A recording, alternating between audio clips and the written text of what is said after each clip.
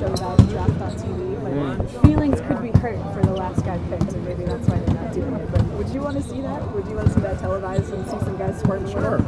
Yeah, I think that'd be cool. And there's no shame in being the last All-Star picked. You're still an All-Star. Yeah. So the main thing for me, honestly, I want the guys to play a little bit harder. The stuff leading up to it is always fun and all that, but the game has kind of gotten away from us the last few years. It doesn't need to be Game 7 of the finals intense, but it needs to be a basketball game again. And, I would hope the guys will take that to heart and make it a better game. Is there a way to incentivize that game? I don't think it's I don't think it's about incentivizing it. These guys have all the money they're ever going to need. And, it's just more than anything a commitment to let's make it a real basketball game. You don't have to take a charge, but it shouldn't be a clown show either. Was last year's game like kind of the turning point for that? Or in your mind, was there a build-up to? No, there's been a build-up for 10 years. Yeah. It's been bad. I remember you with your play though. When your first year you were here? I drew up some intricate stuff. Yeah. I mean, like that wasn't super serious, right? No, I didn't help matters much. Steve, at times you very comfortably have spoken about politics. There are players on this team who have. How do you feel about the Warriors being the most politically outspoken team in the NBA? I think it's something I'm proud of, especially the way our guys handle themselves. I think they speak when they feel it's important. They're not spouting off all the time. They're just, when the time calls for it, our guys are saying what comes from their heart, and they do a great job of speaking with compassion and clarity, and so I'm really proud of our guys. Why is it that this team seems to be more comfortable doing that than other teams? Presumably there are other players that have opinions. I don't know. I don't know the answer to that. I just know that, that with our team, our group, they feel comfortable speaking, and they do so, and they do it in a wise manner. And I can't speak for other teams. Steph's done a really nice job this season getting to the line. What's been the key there, you think? I think as you get older and you get more experienced, you understand how to get to the line a little bit better. He's so lethal from the perimeter. Obviously, he draws so much attention that he can use the defense's intensity and aggressiveness against him. So I think that's part of it. I think he came into this year a little bit stronger physically. It looks like he's finishing better around the rim. But probably a combination of those things. Steve, does it help having a game like this at the end of this long trip? Rockets, right? Their team beat you on opening night. Like, end of this 10-day trip, it's sort of, okay, here's one, finish strong.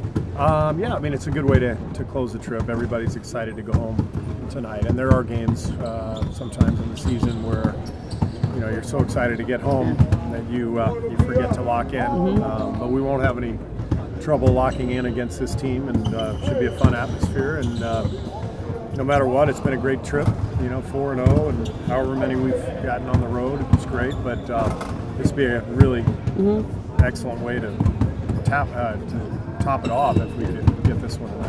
Did they that win on opening night? Did that kind of get people's attention? Oh no, I mean, it's not like that was what was required to get our attention. Houston's been really good the last few years, but especially good the last year and a half, and so we're well aware of what they've been building here and how lethal they are. What is it about this team on the road that set a franchise record? It takes focus to win on the road in every sport, but what is it about this team? I think just the focus, just the feeling of being threatened. At home this year, we've relaxed quite a bit. Lost to some teams that we shouldn't have, but that hasn't been a problem on the road because we feel that threat and that competitiveness kicks in, and we've been playing really well. Steve, when you weigh everything with just the long view of the season, to what degree is it important or not important of establishing home court advantage? We always emphasize home court. We know how tough it is to win at Oracle for an opposing team. We know the importance of having a Game 7 at home. So we talk about it every year. You know, it's one of our goals is to secure home court.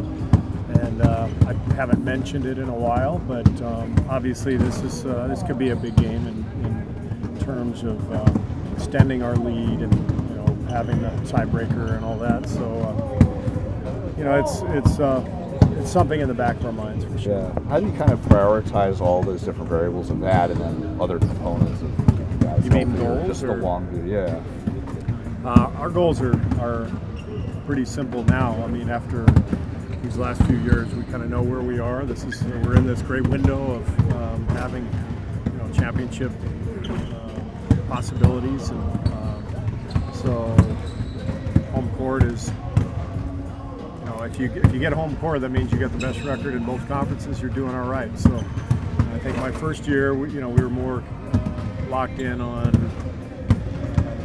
winning our division, establishing our home court, more immediate goals, prioritizing our defensive intensity night after night. So I think we, at this point, we probably have sort of bigger picture goals in mind, and that's probably the number one.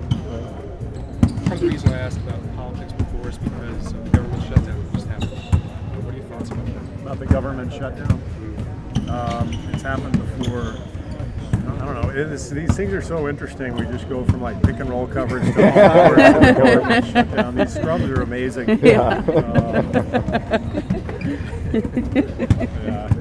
I don't feel like I'm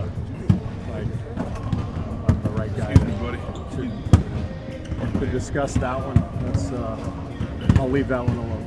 Should we send a man to Mars? Another good one. Let's keep bouncing around. I like this now. Like a game show or something. I'll take Men from Mars for 200.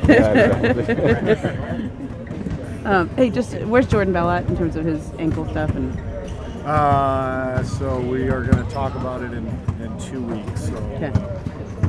Raymond announced yesterday that he will be reevaluated in 2 weeks. Anthony pointed out that he's actually going to be reevaluated every day, which he was dead on. So I told the guys yesterday, and we're going to be brutally honest, which is we're going to evaluate him every day, but we're not going to talk about it for 2 weeks. So, gotcha. So you can ask me.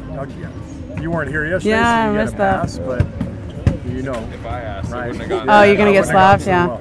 So if he, like, in a game, the only reason I ask is in a game like this, he probably would have played a lot, small ball team and stuff. Yeah. What does that do for a guy like maybe JaVale, or does that open things up for him to get in there It again? opens it up for somebody. Looney is a prominent guy in tonight's game, and but we've got lots of options, and Draymond can play 5. Zaza and David and JaVale can all be effective in a game like this too, with their defense and their rim protection, and so it's one of those games we're just going to have to feel it and see how it goes. Coach, for Jordan, is it a bone bruise and ankle inflammation? Somebody's smiling. 2 weeks. That's 2 weeks. 2 weeks. Well, it was one thing on the radio and one 2 thing weeks. on the court. We honestly, it's sort of, there's a gray area, so it's he'll get another MRI when he gets back to the Bay, and then in 13 days we're going to talk about it. All right, cool. Thank you. Thanks. Thanks.